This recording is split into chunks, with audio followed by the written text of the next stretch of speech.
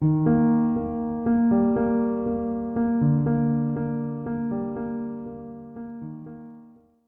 Students, how are you all? I hope you all are fine.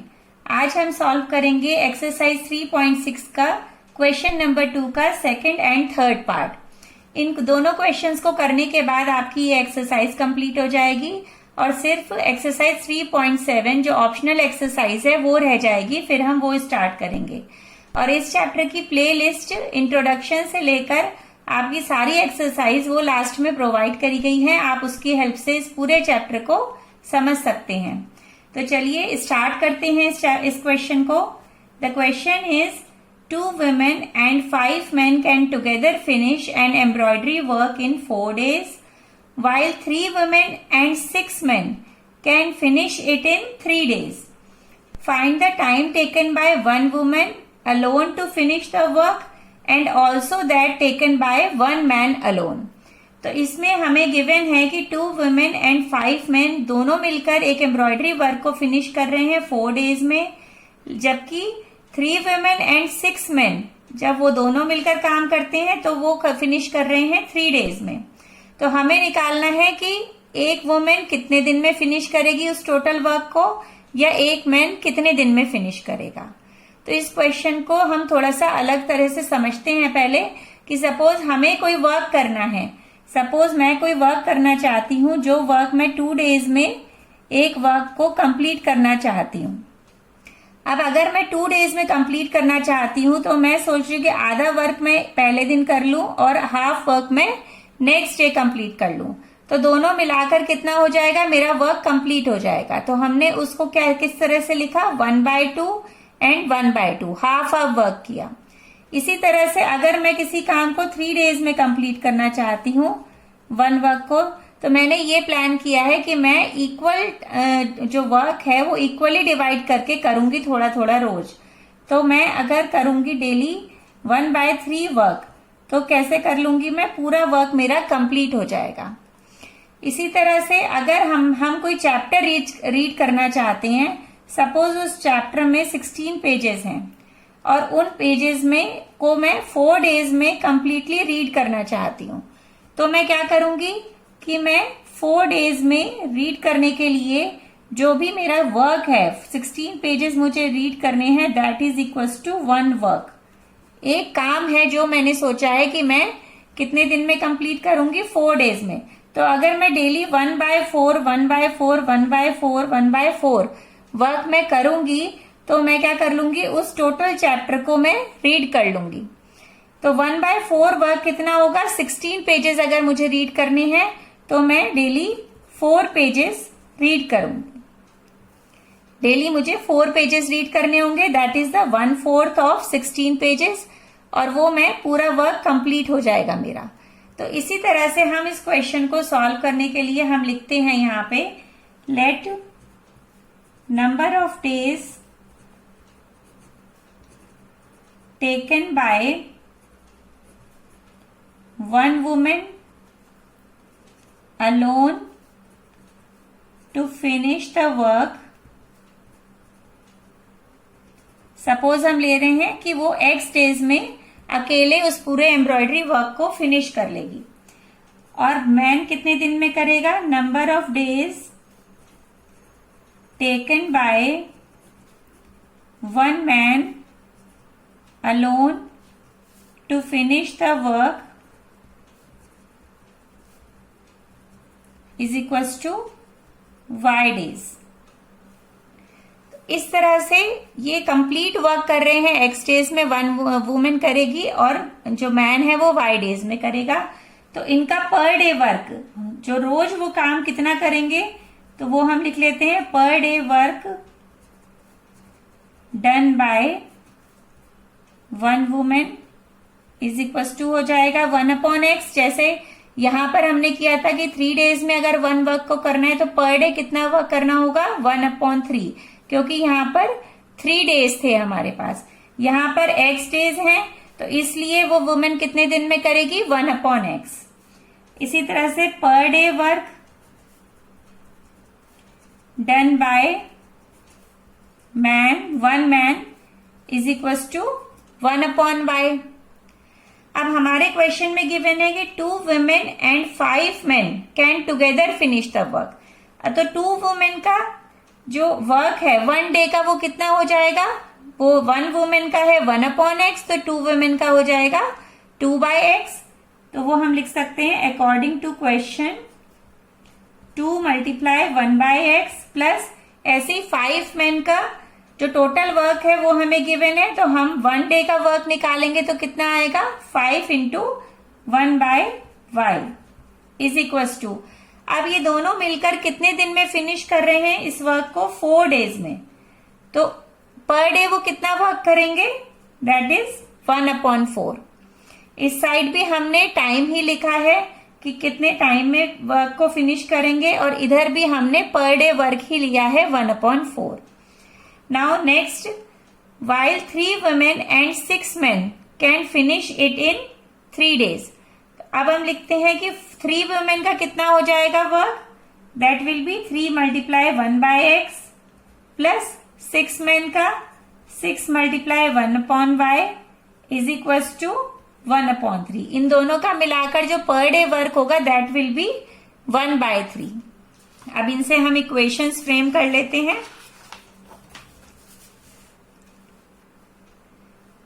The equation will be 2/x plus 5y is equals to 1/4 and 3/x plus 6y is equals to 1/3.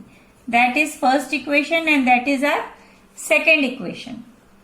अब इसमें ये fraction में आ गया है हमारा जो variable है, तो हम इसको कोई दूसरा वेरिएबल एज्यूम कर लेते हैं। Suppose that will be p and 1/y is q। ये दोनों वेरिएबल इन इक्वेशंस में पुट करेंगे, then the new equation will be 2p plus 5q is equals to 1/4 and 3p plus 6q is equals to 1/3। This is our third equation, this is fourth equation. इन दोनों equation को अब हम elimination method से solve करते हैं। आप किसी और मेथड से भी कर सकते हैं, बाय एलिमिनेशन मेथड।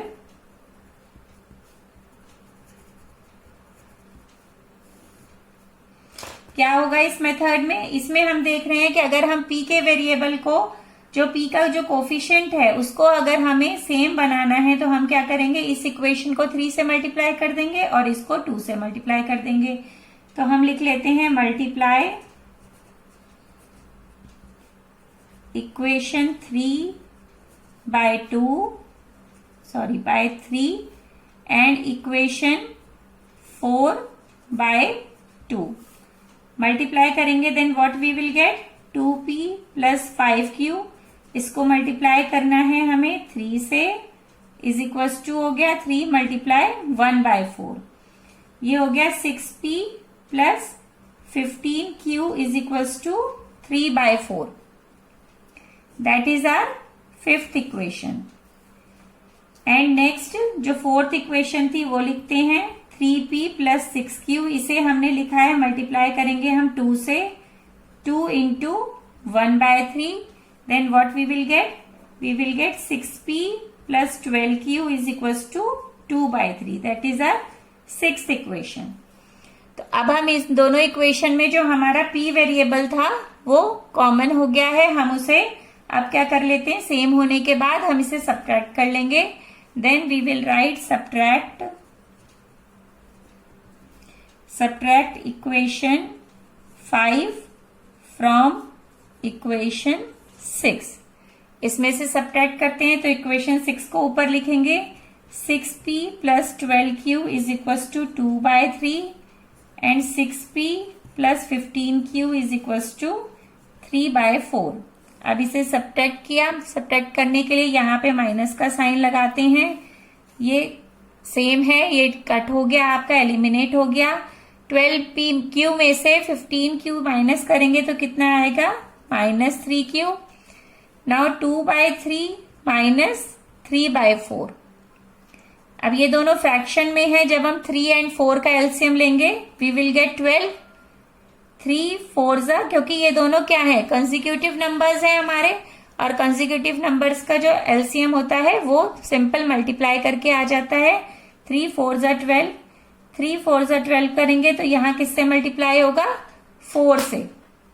इसको हम मल्टीप्लाई करेंगे 4 से, देन वी विल राइट 4 2 जा 8 माइनस 4 3 जा 12, तो इसे मल्टीप्लाई करेंगे 3 से तो क्या मिलेगा हमें?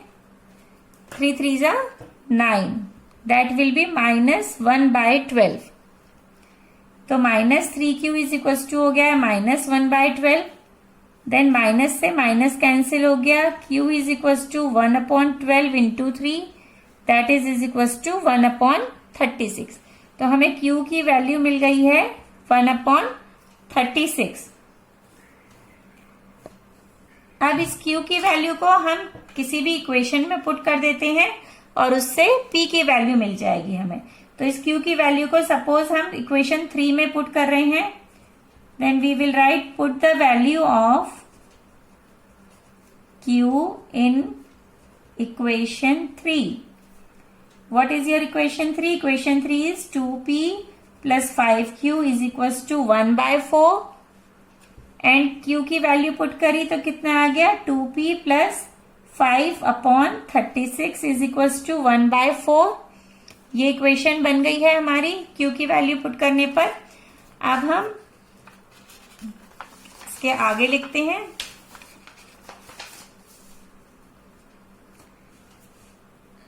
इक्वेशन बनी थी 2p plus 5/36 is equal to 1/4। अब इसको हम, ये कांस्टेंट है, लेफ्ट राइट हैंड साइड पर ले जाएंगे, then what we will gate?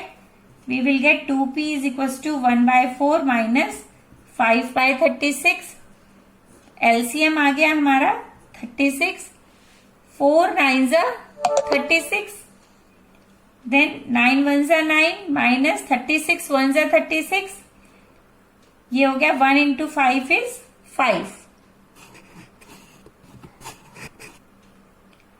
That will be 9 minus 5 is 4/36.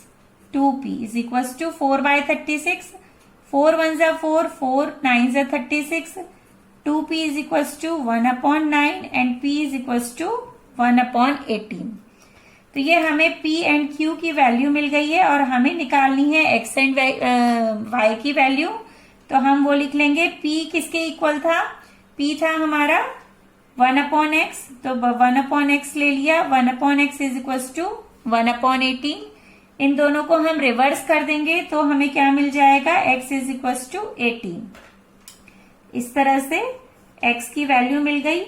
ऐसे ही q था हमारा 1/36, q हमारा आया था 1/36, यहाँ पर q की वैल्यू आई थी 1/36 और q था हमारा 1/y। Then we can write 1/y is equals to 1/36। तो इसको भी हम रिवर्स कर देंगे। बोथ साइड रिवर्स करने पर क्या आ जाएगा? It will become y is equals to 36। तो हमें x एंड y दोनों की वैल्यू मिल गई है। अब हम आंसर लिख सकते हैं अपना। What will be the answer? The answer will be one woman alone will finish the work in 18 days, क्योंकि हमने उसे x लिया था और x की वैल्यू आई है 18 days, and one man alone can finish the work in 36 days। तो ये सेकेंड पार्ट कंप्लीट हो गया है। चलिए अब करते हैं सेकंड क्वेश्चन का लास्ट पार्ट। तो चलिए स्टार्ट करते हैं सेकंड क्वेश्चन का last part. Ruhi travels 300 kilometre to her home partly by train and partly by bus. She takes 4 hours if she travels 60 kilometer by train and the remaining by bus. If she travels 100 kilometer by train and the remaining by bus, she takes 10 minutes longer. Find the speed of the train and the bus separately. इस question में ये बता रहे हैं कि Ruhi 300 kilometre distance travel कर रही है, उसमें से कुछ डिस्टेंस बाय ट्रेन ट्रेवल कर रही है और कुछ डिस्टेंस बाय बस। ये बच्चों उसी तरह से है, हम इसको ऐसे समझ सकते हैं जैसे हमें स्टॉप पर मॉर्निंग में स्कूल जाने के लिए बस पकड़नी होती है जब, तो उस टाइम पर हम क्या करते हैं, कई बार हमें घर से निकलकर स्टॉप तक जाने के लिए हम वॉक करके जाते हैं और फिर हम वहां से बस लेकर बस में बैठकर हम स्कूल जाते हैं। तो हमने पार्टली बाय वॉक किया, वॉक हमने कवर किया डिस्टेंस, और पार्टली डिस्टेंस हमने कवर किया बाय बस। इसी तरह से रूही ट्रेवल कर रही है 300 किलोमीटर डिस्टेंस, तो वो हम डिस्टेंस यहाँ पे हम ड्रॉ कर लेते हैं इस तरह से। ये डिस्टेंस है, सपोज उसे ए से स्टार्ट करके B is the destination point, और ये जो टोटल डिस्टेंस है ये है 3 किलोमीटर। अब इसमें वो पार्टली डिस्टेंस ट्रेवल कर रही है by bus and by train. She takes 4 hours if she travel 60 kilometre by train. अब उसने सपोज 60 किलोमीटर डिस्टेंस ट्रेवल किया बाय ट्रेन, तो हम यहाँ पे ड्रॉ कर लेते हैं। ये डिस्टेंस है suppose 60 kilometre by train and the remaining by bus. तो रिमेनिंग कितना आएगा बच्चों, अगर 300 में से हम 60 माइनस कर देंगे then we will get 240 kilometre. तो ये जो 240 जो रिमेनिंग डिस्टेंस है दैट विल बी 240 किलोमीटर। इसको जो टोटल डिस्टेंस कवर करने में उसे टाइम कितना लग रहा है, उसे 4 आवर्स टाइम उसे लगा है। अब हम ले लेते हैं, इसमें हमें निकालनी है find the speed of the train and speed of the बस। तो अगर हम स्पीड ऑफ द ट्रेन लेते हैं x किलोमीटर पर आवर और स्पीड ऑफ बस लेते हैं y किलोमीटर पर आवर, इसमें हम टाइम भी ले लेते हैं कि रूही को A से लेकर सपोज ये पॉइंट O है, 60 किलोमीटर डिस्टेंस को कवर करने में बाय ट्रेन उसे कितना टाइम लगा T1, और यहाँ पे टाइम लगा है T2। इस चीज को अब हम यहाँ पे लिखते हैं, let the speed of the bus be y kilometre per our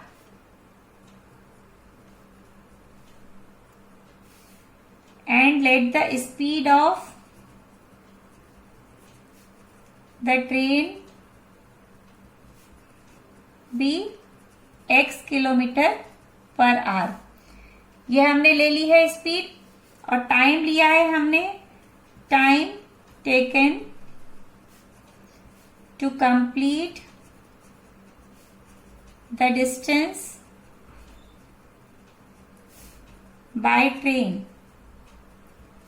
be T1 and time taken to complete the distance by bus be T2। ये हमने टाइम ले लिया है। अब इसमें हमें फॉर्मूला पता है, स्पीड इज इक्वल टू होता है डिस्टेंस अपॉन टाइम। इसमें हमें टाइम हम लिख लेते हैं, टाइम के लिए अगर हम लिखेंगे तो ये क्या फॉर्मूला आ जाएगा, time is equal to distance upon speed. अब इससे हम देखते हैं कि हमें बोला गया है कि she takes 4 hours if she travel 60 kilometre by train. अगर वो 60 किलोमीटर बाय ट्रेन कवर करेगी तो टाइम उसे लग रहा है T1 टाइम में वो ट्रेन से कितना कवर कर रही है, डिस्टेंस 60 किलोमीटर। तो 60 हो गया डिस्टेंस, एंड स्पीड हमने क्या एज्यूम करी है, ट्रेन से कवर करने के लिए एज्यूम करी है x। इसी तरह से हम लिख सकते हैं टाइम के लिए, T2 टाइम के लिए उसने कवर करा है डिस्टेंस रिमेनिंग बाय बस। रिमेनिंग डिस्टेंस था 240 किलोमीटर, तो 240 किलोमीटर डिस्टेंस उसने कवर करा है और स्पीड है y। इन दोनों, ये जो दोनों टोटल डिस्टेंस हैं वो उसने कवर करे हैं कितने टाइम में, उसने कवर करे हैं 4 आवर्स में। यहाँ पे ये गिवन है 4 आवर्स, तो ये दोनों हो गया टाइम 4 आवर्स के इक्वल हो गया। That is our first equation. ये हमें फर्स्ट इक्वेशन इस तरह से मिल गई है। अब हम आगे बढ़ते हैं इस क्वेश्चन में।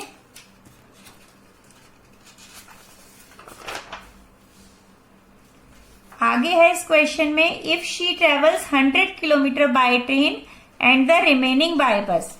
तो हम फिर से ड्रॉ करते हैं। अब उसने 100 किलोमीटर डिस्टेंस ट्रेवल किया है बाय ट्रेन। टोटल डिस्टेंस था हमारा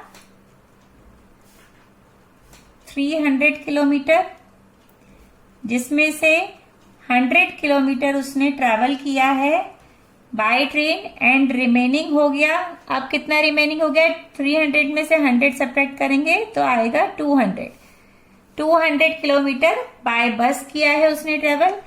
अब ये इसकी जो स्पीड ली थी हमने x किलोमीटर पर आवर, यहाँ पे y किलोमीटर पर आवर, और टाइम था जो जितना भी डिस्टेंस वो बस से ट्रेन से कवर कर रही है उसके लिए t1, और जितना डिस्टेंस वो ट्रेवल कर रही है बाय बस उसके लिए t2।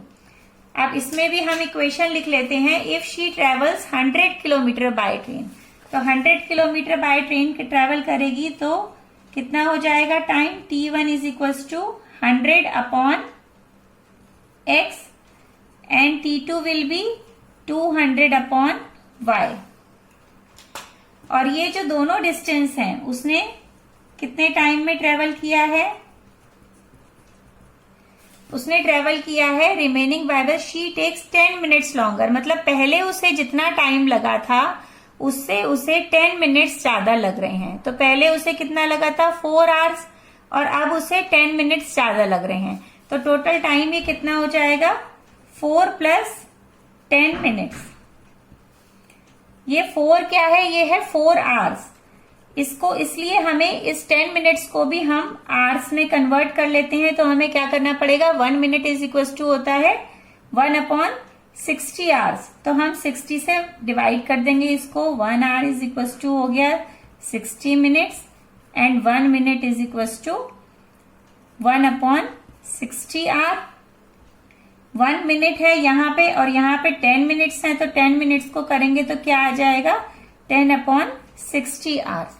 तो इसको हमने यहाँ पर इसी तरह से लिख लिया है। अब 0 से 0 कैंसिल हो गया। Then we will get 4 plus 1/6, दोनों का एलसीएम आया तो 6 आ गया LCM. We will get 1 6 6 6 4 24 plus 1 25 upon 6। तो ये इक्वेशन जो सेकंड हमें मिली है ये हो गई 100 upon x plus 200 upon y is equal to 25 upon 6। That is our second equation. इस इक्वेशन को दोनों इक्वेशंस हम लिख लेते हैं। फर्स्ट इक्वेशन थी हमारी 60 upon x plus 240 upon y is equal to 4। That is our first equation. इस इक्वेशन को हम आगे जो ये हमें गिवन है डिनोमिनेटर में, ये इधर चला जाएगा तो मल्टीप्लाई हो जाएगा। तो क्या बन जाएगा? ये 6 into 100 upon x plus 200 upon y is equal to 25। 600 upon x plus 1200 upon y is equal to 25। That is our third equation. अब इन दोनों इक्वेशन में जो हमें जो वेरिएबल गिवन है उसको हम एक अनदर वेरिएबल ले लेते हैं। Let 1 upon x is equal to p and 1 upon y is equal to q. ये दोनों हम इसमें पुट करते हैं। Then what will be our next new equations? 60 p plus 240 q is equal to 4। That is our fourth equation and this equation will be 600p plus 1200q is equals to 25. That is our fifth equation. अब इन दोनों equation को हमें solve करना है। हम इसमें देख सकते हैं कि अगर हम इस इक्वेशन को 10 से मल्टीप्लाई कर दें तो इजीली जो p का जो कोफिशिएंट है वो दोनों में सेम हो जाएगा। So that we can write multiply equation 4 by 10। 10 से मल्टीप्लाई करने पर हमें क्या मिलेगी इक्वेशन? इक्वेशन है हमारे पास 60p plus 240q is equal to 4। इसे हमने मल्टीप्लाई किया 10 से। Then the equation will be 600p plus 2400q is equals to 40. That is our sixth equation. और ये फिफ्थ इक्वेशन थी हमारी 600p plus 1200q is equal to 25। इन दोनों इक्वेशन को अब हम सब्ट्रैक्ट कर देते हैं, तो मिल जाएगा हमें subtract equation 5 from equation 6। Equation 6 लिखते हैं तो क्या मिलेगा, 600p plus 2400q is equal to 40 and 600p plus 1200q is equal to 25। इसको सब्ट्रैक्ट किया, ये कट हो गया, इसमें से इसे माइनस किया, वी विल गेट 1200q। इसमें से इसे सब्ट्रैक्ट किया, then what we will get 15। q will be 15 upon 1200। इसे कट करते हैं, 5 3 ज़ा 15, 5 2 ज़ा 10, 5 4 ज़ा 20 एंड 0, 3 1 ज़ा 3, 3 8 ज़ा 24, 1 अपॉन 80। तो q की वैल्यू हमें मिल गई 1 अपॉन 80। इस तरह से हमें q की वैल्यू मिल गई है। अब हम p की वैल्यू निकाल लेते हैं। q की वैल्यू को हम किसी भी एक इक्वेशन में पुट कर देंगे। Then put the value of q in equation 4। ये देखिए, और ये इक्वेशन 4 हमारी क्या थी, 60p plus 240q is equal to 4। इसमें q की वैल्यू पुट करी, then what we will get, 60p plus 240 upon 80 is equal to 4। ये हो गया 60p प्लस 80, 3 ज़ा 240, 3 is equal to 4। Then 60p is equal to 4 minus 3 and is equal to 1। Then p will be 1 upon 60। तो बच्चों p and q की value मिल गई है। अब हम इजीली x एंड y की वैल्यू निकाल सकते हैं। p हमने लिया था 1 अपॉन x, तो 1 upon x is equal to हो जाएगा 1 अपॉन 60 एंड रिवर्स कर देंगे जब हम बोथ साइड, तो क्या आ जाएगा, x इज इक्वल टू 60। और x हमने ली थी, x क्या ली थी हमने, speed of train x kilometre per hour. तो हम लिख सकते हैं, ये हो गया kilometre per our. Answer is speed of train is 60 kilometre per our. And y की वैल्यू क्या आएगी हमारी, q है 1 अपॉन 80 और q था 1 upon y is equal to 1 upon 80। Then both side reverse किया तो y will be 80 kilometre per hour. तो इस तरह से x एंड y की वैल्यू मिल गई है। और जो y था वो क्या लिया था हमने, वो लिया था speed of bus. So we can write speed of bus is 80 kilometre per hour. इस तरह से ये क्वेश्चन कंप्लीट होता है। आई थिंक आपको क्लियर हो गया होगा। अगर आपको कहीं भी कोई भी कंफ्यूजन है, then you can write in the comment box. I will definitely solve your confusion. Thank you so much and do study well with me. Bye bye.